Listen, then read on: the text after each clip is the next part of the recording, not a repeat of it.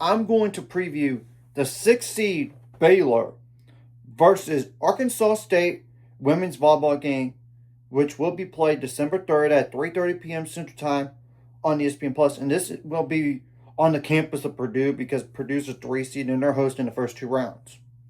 By the way, and I apologize for looking down because I cannot memorize all this stuff.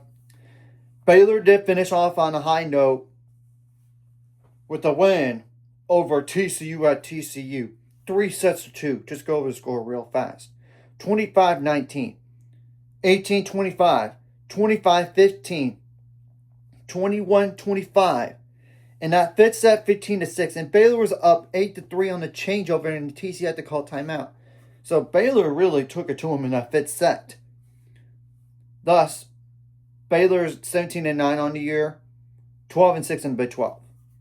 Now, Arkansas State, I will say, the only way they got in the NCAA tournament was to win their conference tournament.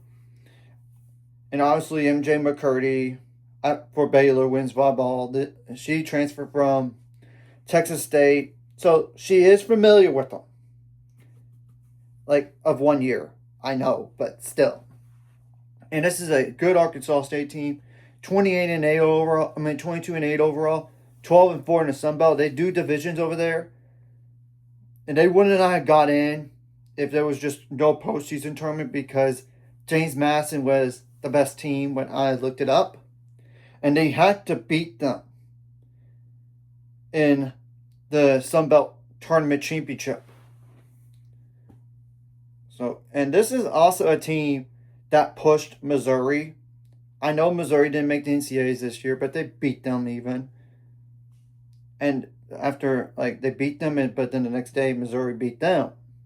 They even pushed Ole Miss. I don't know how good Ole Miss is. They even beat Arkansas. They obviously did lose to UCF. But still, you get the whole point on them. And Baylor did play South Alabama this year. They did lose to them once, 3-1, but they beat them the following time, 3-0. So, yeah. I would not sleep on this team by any means. Honestly, I'll put the roster for Arkansas State as well as the stats in the description below so y'all could see it. And I apologize if I butcher any names here. And I do not know the injury status for Arkansas State. Now, Grace Carroll did actually play for Baylor last game, so that's encouraging. Because, she's been in and out at times. Now, the first player, obviously, to mention is Libby G. Wheeler. Number 3, a 5'6" libero / defensive specialist that is a junior. No kills on 9 attempts with 3 attacking errors. 38 assists, 18 service aces, 28 service errors, 20 receiving errors, 195 digs. That's really it. Then it's Daedriana Cail, Cail. First name is spelled Daedriana. A 6'1" middle blocker. That is a senior. 275 kills on 559 attempts with 77 attacking errors. 25 assists. Now 30 service aces.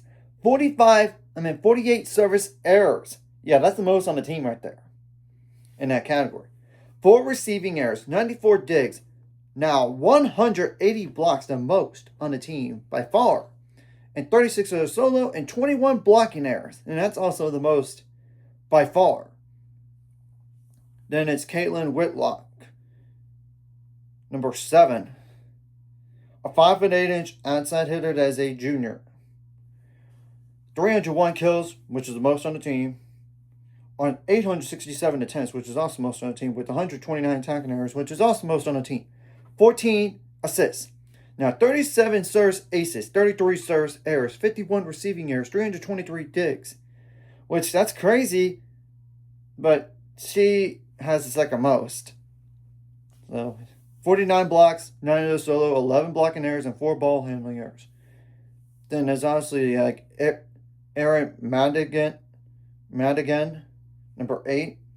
A 6'2" setter that is a junior. 29 kills on 64 attempts with 7 attacking errors, 699 assists, which is the most on the team. 19 service aces, 23 service errors, 230 digs. Now 22 blocks, but only 4 of those solo. Skip down a little bit and go to Mia Maloney, number 11. A 5'8" libero / defensive specialist that is a junior. 3 kills on 17 attempts with 1 attacking error. 92 assists. 50 service aces. The most on the team. 31 service errors. 29 receiving errors, which is like second most on the team. 407 digs, which is most on the team. And that's really it. Then it's Haley Gluntz, number 13. A 6'1" middle blocker that is a junior. 138 kills on 302 attempts with 46 attacking errors. 8 assists. 4 service errors. 1 receiving error. 36 digs. 107 blocks. Second most on the team. 16 of those solo and 8 blocking errors. Then it's Addison Collum, number 15. A 6 foot, basically an opposite, aka right-sided hitter. That is a sophomore.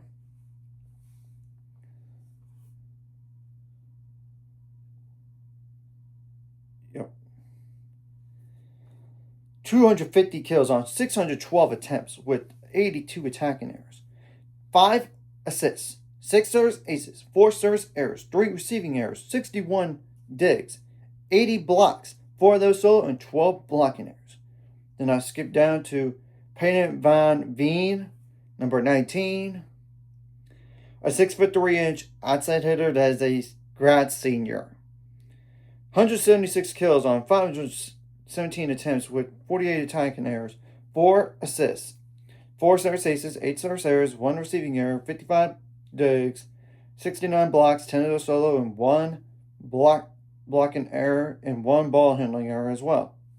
Now it's Valeria Ortiz, number 21. A 5'8" setter that is a junior. 16 kills on 41 attempts with 3 attacking errors. Now 442 assists. Obviously, that's the second most on the team. 6 service aces, 16 service errors, 2 receiving errors, 132 digs, 1 block but none solo, and 3 ball handling errors. And the last player to mention is Devin Lewis, number 22. A 6'1" outside hitter that is a junior. 269 kills on 816 attempts with 127 attacking errors. 6 assists, 9 service aces, 11 service errors, 9 receiving errors, 97 blocks, 97 digs, 57 blocks, 8 of those solo, and 4 blocking errors. Whatever you did right last game, you got to bring this game. Whatever you did wrong last game, you got correct.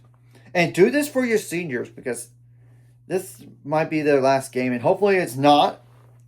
I'm just saying, you got to leave it all out there. And like, I know Brielle Warren's not a senior, but she was on her own senior day, so I guess she's done after this year. I don't know. But still, kind of important to lay out everything out there on the line. And I expect Arkansas State trying to do the same thing. I expect them to. Obviously, you want to not have, give away free points like a footfall or a rotation error, because the last thing you want to do is do that. And I know you want to limit your service errors too, I know. And limit the errors across the board. And not have net violations or going over the net.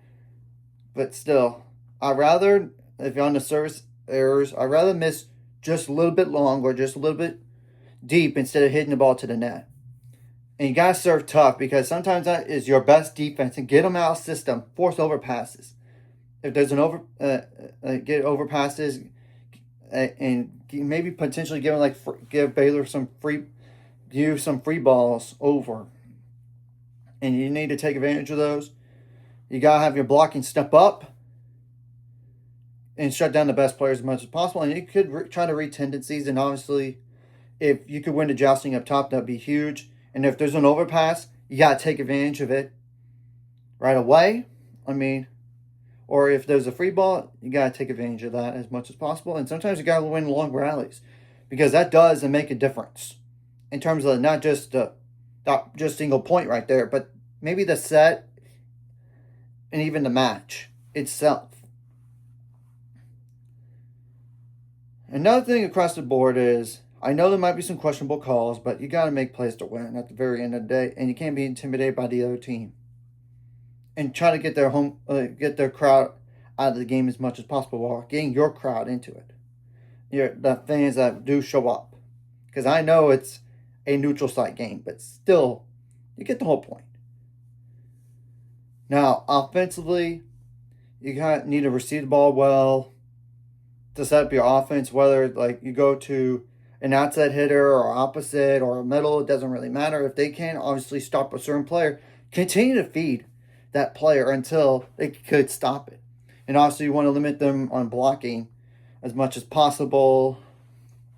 You got to be good, really good on your side out, both offensively and defensively throughout the match. And I will say this. If Baylor takes the first set, they don't lose that often. They only lost twice all year when they're taking the first set. And it was against Kansas.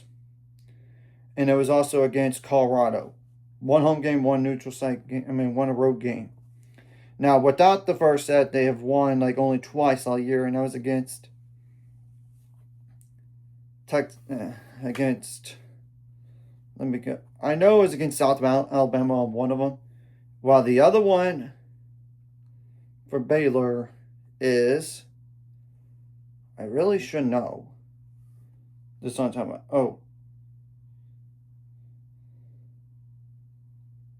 It was against Texas Tech. But still, if you have a lead during a set, you got protected, if not extended. And honestly, you got to make adjustments on the fly, both offensively and defensively, not just from set 1 to set 2, but during those sets as well. And I would just treat them as if they were like TCU, honestly, going this game. You can't overlook them. Because the last thing you want to do is have an overlooking them. So let's go out there, give our best shot. And I'm sure Ryan McGuire and staff are not going to let this game, make him look over this game by any means. Because you cannot get ready for Purdue if you can't win this game. Because I expect Purdue to win their first round game no matter what. I really do. It's just you got to stay focused and at one point at a time. So anyways, if you like this content, hit the like, subscribe button. See you guys later on the road. 800 subscribers, goals, ultimate goals, 1,000 more. So remember, this course like video, comment video really helps YouTube background. Some more people see it. Sharing the video does help as well. Some more people could watch. And if you're watching and not subscribed, hit subscribe button, free notification bell as well. And I don't care how you win this game, whether it's 3 sets to 9, 3 sets to 1, 3 sets to 2. Find a way to advance to another round for in the NCAA tournament here. So let's go to work.